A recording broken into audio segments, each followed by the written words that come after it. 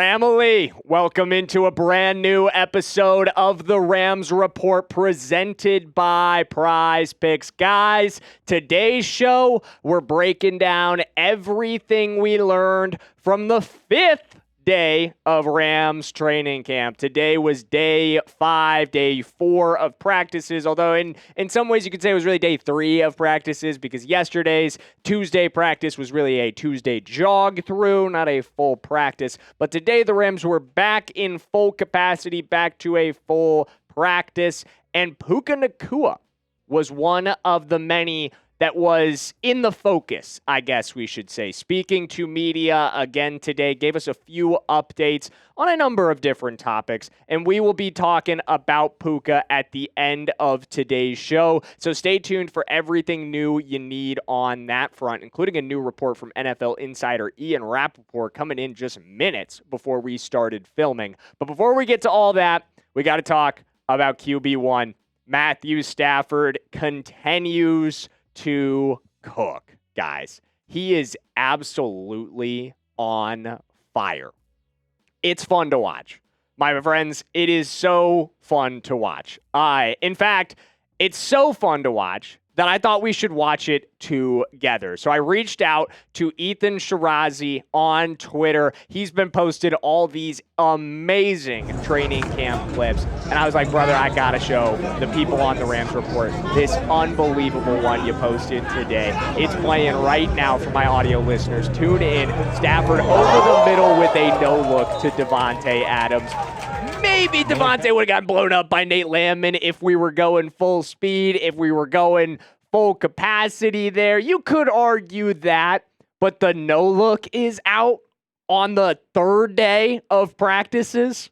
Come on, man. Come on, man. That's got to get you fired up. That's got me fired up watching Stafford break out the no-look passes already. Man, he is feeling himself. Man, does he look good in training camp. And if that gets you fired up half as much as it gets me fired up, then drop a like on today's video and help us set a new record here on the Rams Report. We're trying to cross 300 likes in less than 48 hours. That would be a record for the channel. So help us out by dropping a like on today's show. We've been over 200 on our last 2 shows, so I know we can do it. But again, getting back to Stafford, he's picking up right where he left off, guys. He is picking up right where he left things. In the 2025 season, coming off the best season of his career, he feels just as good as ever. He feels like the exact same guy we saw just,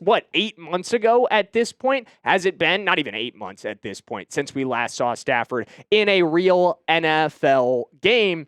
And man, that's got to get you excited. The idea that we could have another season from Stafford at or near the level that he played at in 2025, it's right there for him. It really is. And he's already showing early on in training camp that nothing has been lost. With obviously, another year, he continues to get older. There's always a concern that, hey, eventually Father Time catches up to everybody. It's the reality of life. But it's not catching up to Matthew Stafford just yet. He is continuing to stiff arm Father Time, to hold him off for at least one more year. I think he's got several more years in the tank if he wants them. But at least for now, Matthew Stafford continuing to show he is at the top of his game. This one was a little worrying. Alaric Jackson missed practice today, guys. And we're going to dive into exactly what caused Alaric Jackson to miss practice. When I first saw these reports, I'm not going to lie, I was panicking a little bit. You may have seen my short, but I will tell you right now, it's nothing to panic about. I will explain in just 1 minute exactly what's going on. But before we get to that, I got to let you guys know about America's #1 sports picks app, our presenting sponsor here at Chat Sports, the good people over at Prize Picks. Guys, if you tune into the Rams Report on a regular basis, I know you know all about Prize Picks. But if you've never watched us before or you've just never heard of America's #1 sports picks app, it's time to turn your ball knowledge into cash, my friend. And it is oh so easy to do so on the Prize Prize Picks app. All you have to do to put together a daily fantasy lineup is pick from 2 to 6 players. You're selecting more or less on a few player stats, and you're locking that lineup in. And with the social feeds feature, you can share your Prize Picks with your friends. You can copy lineups with a single click. That includes me, guys. I'm on there. My username is Jackson Durham, just my first and my last name, so you guys could see all of my latest picks. You could tail, you could fade, and you could have, if you were tailing me yesterday, cashed out $15. We had this little lineup go green for us on Prize Picks, and the way it did so is fascinating, and one of the reasons I love Prize Picks so much. They rebooted Aaliyah Boston, and what that means is Aaliyah Boston did not play in the second half of that game. She had a knee bruise. She ended up missing it, but that's okay. From Prize Picks' perspective, they understand, hey, that's not really fair. They got me on that one, 5 for 15 instead of 5 for 30, so I still get a reduced payout on that, and that's one of the reasons I love Prize Picks. If you guys want to join me on Prize Picks and find out why it's so great for yourself, then make sure you take advantage of their new user offer. Play your first $5 and get $150 in lineups if you win. Just use code HMA when you sign up. That's right, Prize Picks just switched up their new offer, so there's no better time to join. Lock in and win that first lineup. That's code HMA at sign up to get $150 in bonus lineups if you win your first $5 lineup. Thank you, Prize Picks, as always, for sponsoring today's video. Let's talk about Jackson here, guys, because again, like I said, nothing to panic about here, but initially, if you saw the initial report from Nate Atkins, when he tweeted it out, he was just like, hey guys, so Alaric's not here, David Questenberry's running with the first team. And I see that, and everyone who's been following, all of the members of the Ramily, you know why I was concerned. We've been following this situation with Jackson off the field for the last couple of months. And he also has a little bit of a health history as well. Thankfully, this one turned out to be part of the health history, but in, I would say, the least concerning possible way. Gary Klein had the clarifying report saying Coach Sean McVay said Jackson was absent because of treatment for a blood clot condition that he has managed the last few seasons. We knew about this, about Alaric Jackson. I remember around the contract situation, it was a big narrative around the blood clots and everything that came out about it, the condition he's been managing. But again, this is something he's dealt with successfully over the last couple of years. So I would say and again, this was something that the Rams knew about. This was a scheduled day off. This was not a surprise to anybody other than the media, to anybody other than us as Rams fans and the people reporting on it. They were given no update that he wasn't going to be there. But at the end of the day, it 100% makes sense. Why? Because it's a pretty personal thing for Jackson at the end of the day. And two, it's really nothing to worry about. There is no reason for concern here. So I just wanted to make sure that you guys had that understanding. I would say, if anything, the concern right now for this offensive line is primarily depth related. That's why I panicked. Seeing Jackson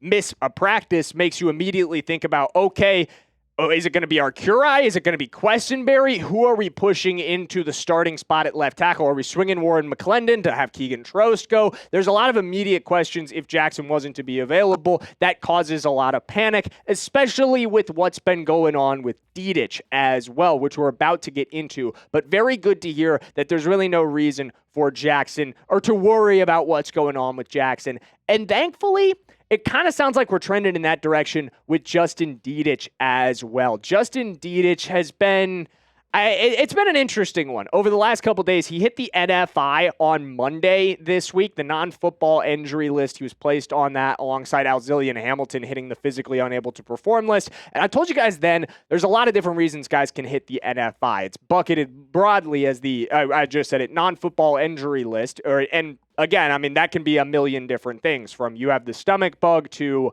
you had an accident over 4th of July, and it turned out to be the second end of the highly specific spectrum with Justin Dedich. He did have an accident over 4th of July. And of course, you hear the words accident and 4th of July in the same sentence, and I think everybody's mind goes to fireworks, especially in the football player context, given Jason Pierre-Paul and the history there. We did receive clarification yesterday that this was not a firework issue. Stu Jackson and Sean McVay both following up again. This is a true accident where something fell on Dedich's hand. McVay then added he expects him to be back in, quote, a little bit of time. And then Gary Klein gave us a little bit more detail here. He was attending practice today, Dedich was, but he had a cast or a brace on his right arm. McVay, again, said the incident was a non-football accident that was not fireworks related. And he gave us a little bit more details of what McVay said. I think this is important. A true accident where something fell on his hand, kind of a blunt trauma injury. I was talking with LA Rams superfan, shout out to him, good guy, on Twitter today about what exactly this might be. It kind of sounds like, and again, I don't like to speculate, but obviously you get the sense of like something fell on his hand. He's still on NFI about a month later. This could be a small fracture, minor fracture of some bone in the hand. Again, not really that important exactly what the details here are. What's most important is he's going to be back soon. I'm very relieved to hear the timeline is seemingly shrinking down from indefinite to he's going to be back within the next couple of weeks. It doesn't sound like there's much concern at all about him potentially missing the regular season. And we've also got uncertainty with Jackson because, again, I mean, that off-the-field situation still has not resolved itself. Getting at least one of our offensive linemen seemingly back on the track to full health is good to hear.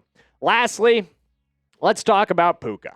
So you've probably seen a lot of the reports around Puka, the conversation that he had with media today. Today was another day of media availability for the Rams receiver number one.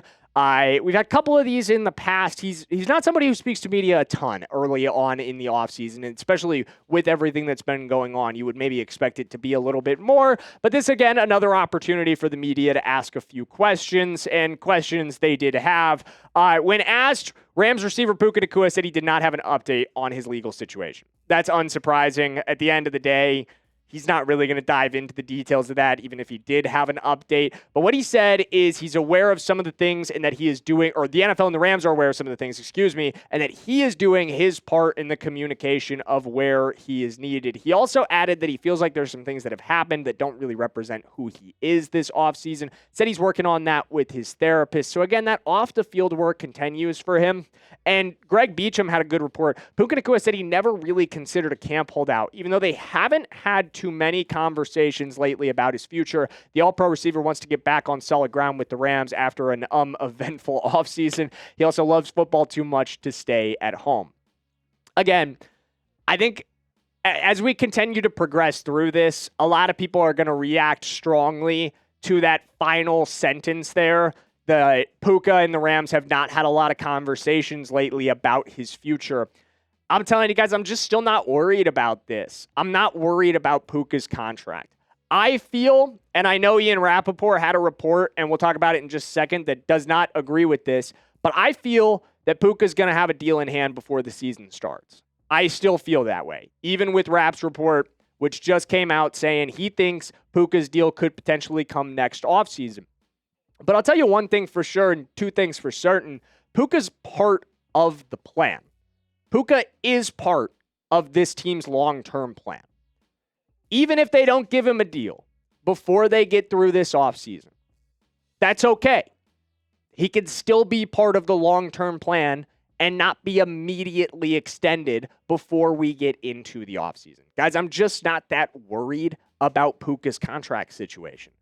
I understand, and I truly believe the Rams understand how important he is to their success, especially in the soon-to-be-coming post-Matthew Stafford era, that he's going to be a huge part of this. He could be the face of this franchise for several years. And I think the Rams understand that with that comes a lot of responsibility, and they need to maybe see a little bit more of Puka being that mature, responsible adult who's ready to do this. But I'm telling you one more time, he is a part of the plan. He is a part of this team for the long term. I truly do not feel that there is going to be a day where we see Puka suit up in another uniform. And maybe that'll age like milk, but I really do not think that it will. And if you guys agree, then drop a like on today's video. That's going to wrap it up for today's episode of the Rams Report. Thank you, as always, for tuning in. I hope you enjoyed today's show, and I'll see you tomorrow for some more updates out of training camp.